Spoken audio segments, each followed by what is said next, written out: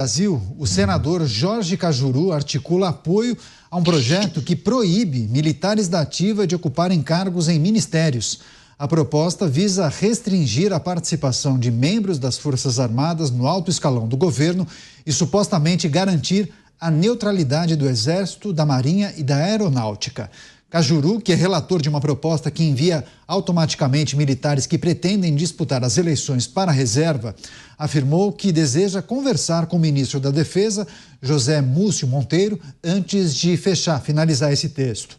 Ele afirmou ainda que a restrição não atingiria apenas os ministros, mas também para cargos de secretário executivo. Você, Cristiano Beraldo, queria que você trouxesse sua reflexão sobre esse projeto ou essa ideia ainda de Jorge Cajuru, senador. Militares poderiam vir a ser impedidos de atuarem no governo. Beraldo.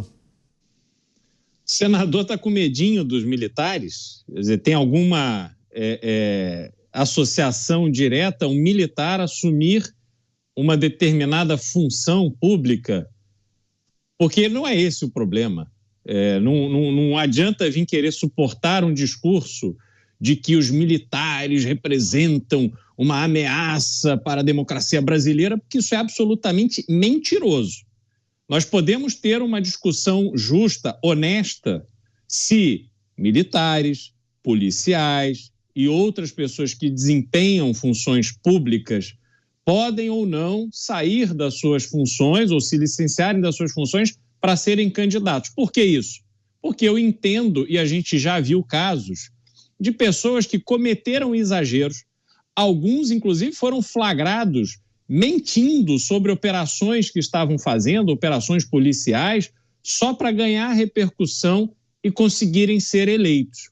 A função pública, o cargo público, não pode ser utilizada para benefício pessoal, nem do ponto de vista financeiro, e nem do ponto de vista eleitoral. Então vamos discutir o contexto completo.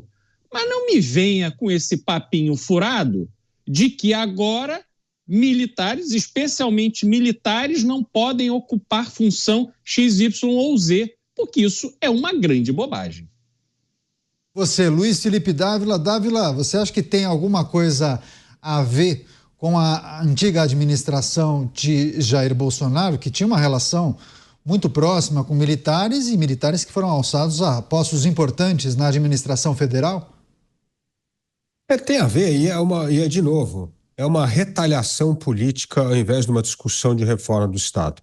Vamos pensar em funcionários do Estado que servem a vários ministérios. Não são apenas militares. Eu vou dar um exemplo. O Itamaraty tem quadros excelentes de gente muito qualificada e preparada. Tem gente do Itamaraty ocupando postos em vários ministérios, várias autarquias. Por quê? Porque são pessoas qualificadas, técnicas, que são treinadas para servir o Estado brasileiro e não apenas o governo ou o partido do dia. Portanto, são funcionários do Estado. Os militares igualmente, assim como os diplomatas, são funcionários do Estado brasileiro. Eles defendem o Estado, não importa qual é o governo do dia. Portanto, militares ocupar posições técnicas no governo que não têm ligação política e que as pessoas estão sendo selecionadas pela sua competência e conhecimento, me parece algo absolutamente legítimo. E caçar esse direito do cidadão brasileiro é, na verdade, uma intrusão nas liberdades individuais. Portanto, vejo esse projeto como uma retaliação aos militares, que são funcionários do Estado brasileiro e que têm toda a competência, histórico e capacidade de servir o país em várias funções, tanto nas Forças Armadas como em órgãos técnicos do Estado brasileiro. O que nos pode fazer, como bem lembrou o Beraldo, é usar cargo técnico para fazer trampolim para a política eleitoral. Isso não cabe, isso é uma coisa absolutamente descabida, mas não é isso que se trata. O que se trata nesse projeto do senador Cajuru, é limitar a escolha de militares para exercer cargos técnicos da burocracia do Estado brasileiro. Isso é uma retaliação a uma ligação forte dos militares com o governo passado. Pois é importante lembrar também à nossa audiência que muitos militares que acabaram atuando em administrações e setores do governo federal acabaram se destacando muito e permaneceram por lá. Tarcísio Gomes de Freitas era militar, hoje em dia governador do estado de São Paulo e também antes, claro, ministro da gestão de Bolsonaro. Programa Os Pingos nos Is, recebendo as pessoas que nos acompanham pelas emissoras de rádio. Muito obrigado, viu, pela audiência, pela parceria, principalmente os taxistas e motoristas de aplicativo que gostam muito de acompanhar dentro do carro enquanto fazem suas viagens. Valeu mesmo pela parceria.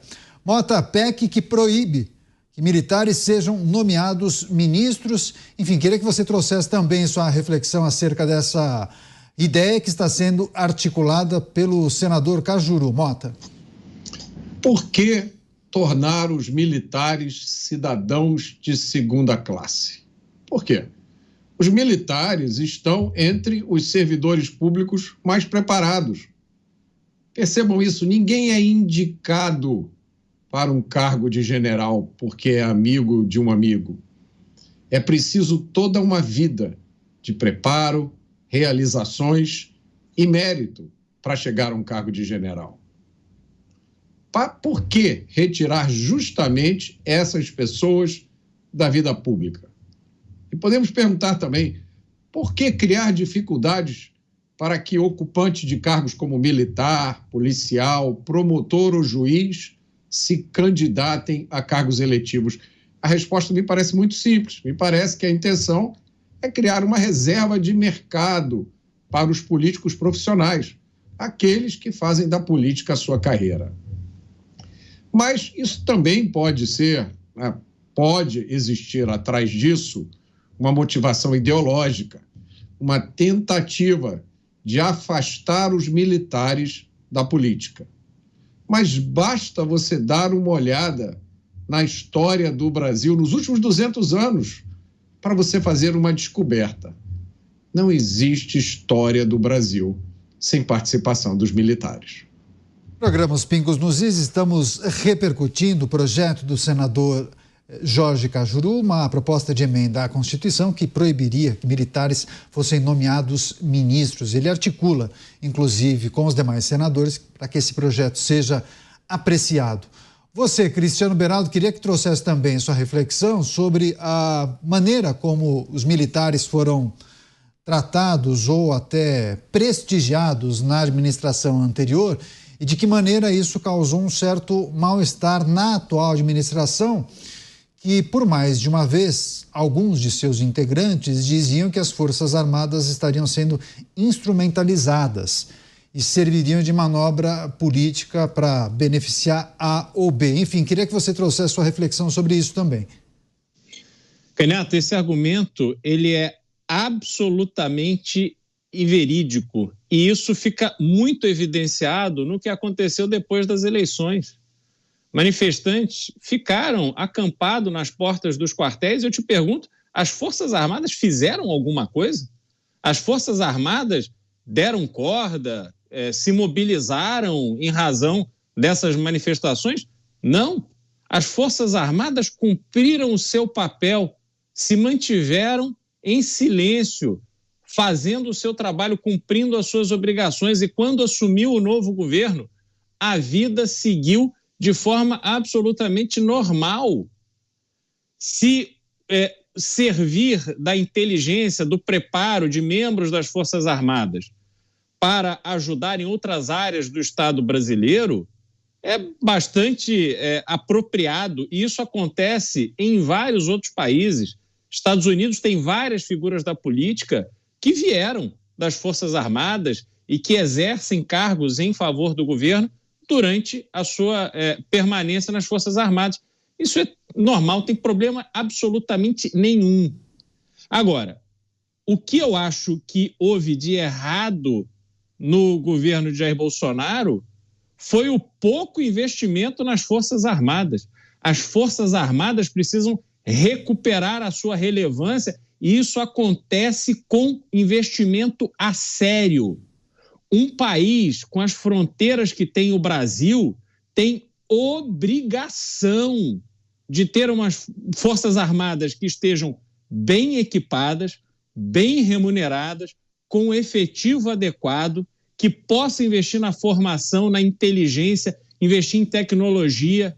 Isso faltava e continua faltando. Isso precisa ser corrigido, até porque sem Forças Armadas forte, respeitada, a gente não resolverá o problema do tráfico de drogas. Nós não teremos condição de vigiar as nossas fronteiras. Nós não conseguiremos, como nação, impor respeito sequer aos nossos vizinhos. Me expliquem, a produção de toneladas de drogas feitas na Bolívia e na Colômbia que entram como se nada fosse no Brasil, isso tem que cessar. E a gente precisa, para isso, que as nossas Forças Armadas voltem a ser verdadeiramente valorizadas, preparadas, fortalecidas e, mais uma vez, bem remuneradas, porque talento só existe e se retém se tiver uma boa remuneração, uma vida decente, para que todos desfrutem deste ambiente que sempre serviu de propulsão para o desenvolvimento do Brasil. José Múcio Monteiro, que é o ministro da Defesa, não faz tanto tempo, reclamou justamente do orçamento destinado às Forças Armadas, dinheiro curto, inclusive, para investir em melhorias. Quer fazer o seu complemento, Davila? Não, pegando esse gancho do Beraldo, que é fundamental. As Forças Armadas demandam um investimento de mais ou menos 2% do PIB, que é o mínimo para poder equipar as Forças Armadas, poder remunerar melhor as Forças Armadas, investir em pesquisa e desenvolvimento, coisa importante dentro das Forças Armadas. Para se ter uma ideia hoje, Canhato, 2% do PIB é a verba de investimento para todo o governo federal. Essa verba chegou a ser 16% há 20 anos atrás, 30 anos atrás. Hoje é 2%. O dinheiro do investimento público acabou no Brasil. Por quê? Porque nós gastamos todo o dinheiro que arrecadamos, que dá quase 35% do PIB, no gasto com despesas correntes do Estado brasileiro. Veja que absurdo. O total do dinheiro de investimento público não daria para cobrir o investimento necessário nas Forças Armadas. E o resto? E infraestrutura que o Brasil precisa? Não tem dinheiro. E esse é o ponto fundamental do desarranjo das contas públicas no Brasil. O Brasil arrecada, hoje, tem a maior arrecadação de imposto entre os países emergentes para financiar gastos correntes do Estado. E não tem dinheiro para tampar buraco de estrada, para comprar medicamento para o hospital, para equipar melhores as escolas e para fortalecer as Forças Armadas, o que mostra a urgência de se fazer corte nas despesas do Estado brasileiro para recuperar a capacidade de investimento público que foi erradicada por causa do gasto crescente do Estado brasileiro. Um Estado caro, corrupto e ineficiente.